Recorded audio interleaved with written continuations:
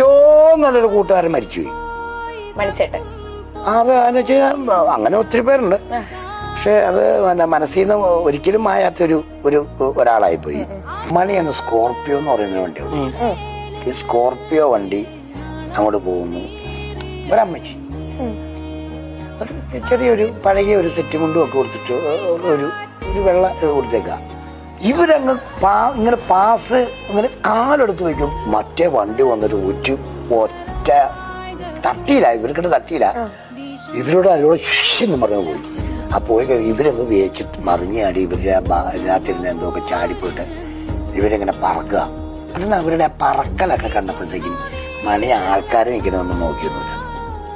അമ്മേ എന്നാ പറ്റിയ? അയ്യോ ഇതെന്നാ നോക്കിയപ്പോൾ കുറെ എക്സ്റേയും കുറെ അതും ഇതുമൊക്കെ ആയിട്ട് എൻ്റെ മോള് ക്യാൻസർ ആയിട്ട് ഇവിടെ ആശുപത്രിയിലുണ്ട്.